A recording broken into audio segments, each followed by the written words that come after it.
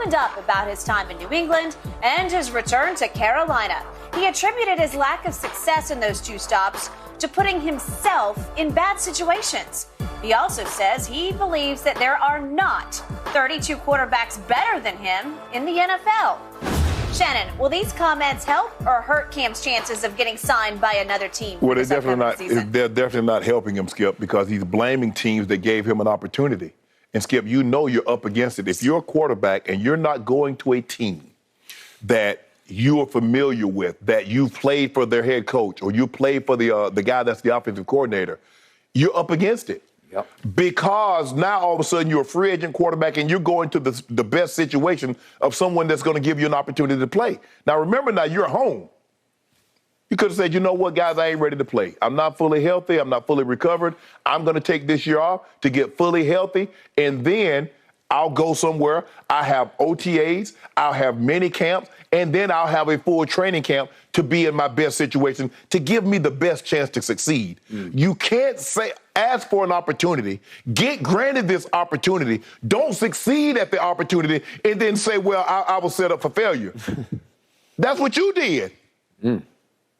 So I don't get it. And Skip, and I'm gonna tell Cam this, Cam, it does not matter what you believe. It only matters what those 32 other teams, you might believe I'm a top 10 quarterback. Yeah. Do the 32 other teams believe that? Because last I checked, Cam was not on one of the guys that's buying the Broncos.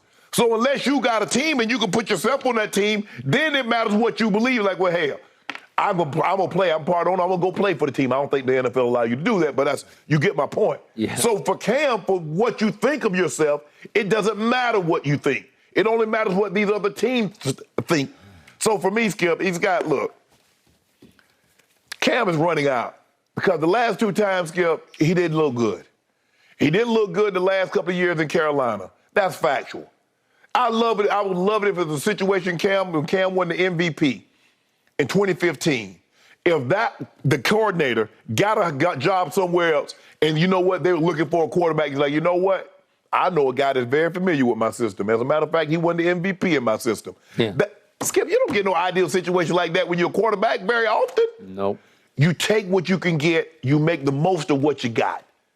Cam didn't make the most of it, and you can't blame anybody but yourself, Cam. Shannon Sharp. I hear every word you just spoke. I appreciate every word you just spoke. I have loved me some Cam Newton. I've tried to defend and support Cam Newton, and I'm running out of words because he's about to talk his way completely out of this league. He should refrain from doing these podcasts because in the previous one, he made some very unfortunate remarks about women. Yep. If that's how you believe, you need to keep that to yourself. Yes. It's only going to damage your ability to play again in this league. And then here we went again with whole lots of remarks, none of which help his case. None help. And we start with the New England situation. And he said it was just another effed up situation, that he got thrown into a fire he wasn't ready for. Well, I'm going to remind you, he was signed in July, so he had the whole training camp with New England. It wasn't like he got thrown into game one cold. Right. Again, is it ideal? No, it's not. And are you trying to replace the irreplaceable? Yes. Right. You're walking in the winged cleats of one Thomas Edward Patrick Brady Jr. in Foxborough. And yet, I'm going to give Cam this, but the first game they lost at home, he played okay. But that second game at Seattle on that Sunday night, whew. So he goes 30 of 44 for 397, one touchdown, one pick. Third most passing yards in his career. Got it. 47 rushing yards in that game with 2 rush TDs, a QBR of 71, and an ill-fated final play when if he'd just broken it outside a little bit, I think he scores and they win, but they didn't win. Right.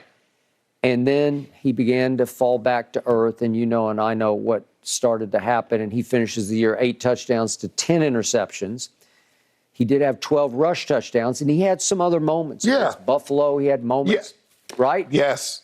But in the end, his QBR at the end of that New England run that first season was 39, which ranked 30th out of 33 qualified quarterbacks. It's just not good enough because you slowly but surely got exposed as an aging, beat-up quarterback. Right. Because I told you this from the start. He effectively, quote unquote, died for the cause in Carolina. He did. He took so much punishment. I can't remember how many times he tried to run over Atlanta linebackers at the goal line. And it didn't end well for him. No, it didn't end well. And after a while, just the wear, until we talked about LeBron's wear and tear, Darvin Ham, I'm going to try to keep you from it. Well, they didn't try to keep Cam from it because the wear and tear was what he did. That's what made them go. Right. You got to just take the punishment. And Skip, you know, I don't care what the player is. You only got so many hits in your body. You only got so many. Yep. And then it's a diminishing returns. He used them up, and on the podcast the other day, it was Channing Crowder on that podcast who just kept going. To Channing's credit, he went right back at him and he said, "Cam, you done got old." Yeah.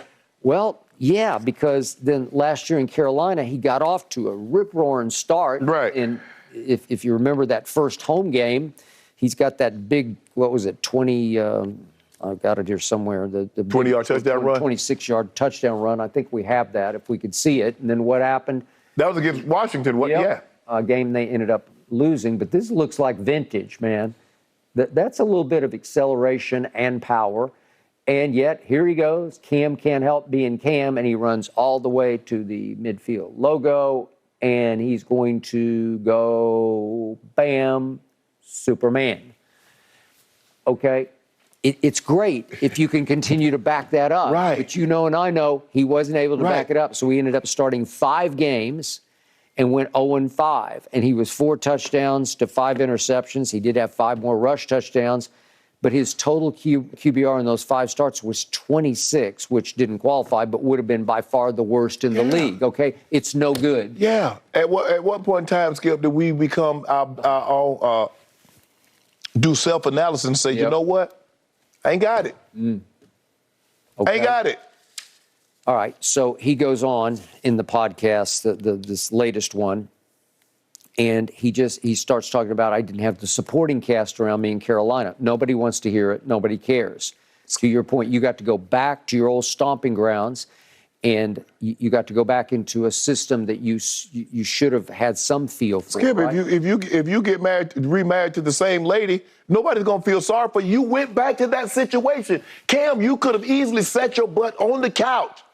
You can't ask for an opportunity, receive said opportunity, and then be upset that the opportunity didn't work out in which you were given. You can't make an excuse. No, Cam, you're not the same guy.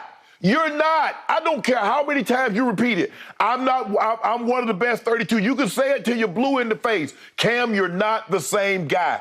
Look at yourself. Look at yourself. Have an honest talk with yourself. You are not the same player you once were. Mm-hmm. And unless, Skip, and it's hard for him to be the backup, Skip, because Cam, you need to put a system that's conducive to what Cam does. You do. So that's why it's hard for him to be the backup, because, Skip, we run a drop back. This is what we do. This is what we do. This is what we do. And that's not what Cam is good at. Cam was great at what he did.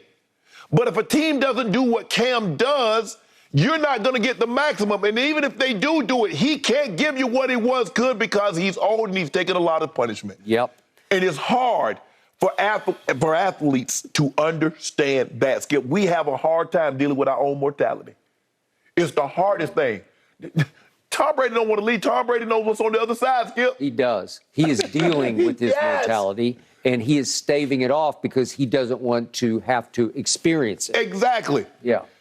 Okay, which brings me to the quote-unquote final nail in coffin, potentially in the NFL coffin for Cam, is this quote that he said in this latest podcast, because they do know, once you bring in a Cam Newton, and he keeps going third person Cam Newton, once you bring in a Cam Newton into your organization, it's going to be a mantra to itself of put Cam in, put Cam in. You can never find a coach, never find a player, you can never find a person in the office that says Cam was a cancer. But what his point is that my personality is so big, and he says, I can't apologize for it. It's just who I was born with, this personality. But once you bring me in, they're going to chant for me to be in the game. Yeah. Okay, well, nobody wants it. No coaching staff wants to hear that, right? I don't care about no personality. Yeah. I don't care about no mantra. Can you play football? Can you help me win games? But the point is, can you be a backup quarterback? Well, I think it's a big no. Okay, right? let's just say for the sake of argument, Skip. Okay, they brought him in. They put him in the game. And then what happened? So he keeps talking about they're going to want Cam to play. Okay, when Cam played, tell the people at home what happened. Not enough. Exactly. That's my point. He keeps saying, well, I got this opportunity, but I was set up for failure. Okay, they were cheering for Cam. Cam, you got an opportunity. At what point in time do you say, well, you know what? Bro, Okay. Man, who I'm fooling? Man, I ain't got it. I can't do this. So no I more. remind you, early last year, I was campaigning, I think back in the summertime, I was campaigning for Cam Newton to be the backup quarterback for my Dallas Cowboys because I thought it's not exact, but his skill set is somewhat like that. Right. Somewhat. I don't even know if you can compare, but he could fit into that, right? Then Cooper Rush goes up to Minneapolis. Remember that? Goes to Minnesota and wins and plays really well. Well, he did that. Cooper Rush actually did that, and he convinced me he's a pretty quality, trustable backup quarterback. Well, he's seen and not heard. I don't even know he's on the team until he's called upon to play a game at Minnesota. Skip, if Cam had given you numbers like the backup in Baltimore, Huntley, I thought he played well in the absence of Lamar. He did. And they brought him back. If he would give you that, you can only live so long on what you've done. You've got to update resumes in the NFL. Even if you were the MVP. And that was 2015. That was a long time ago.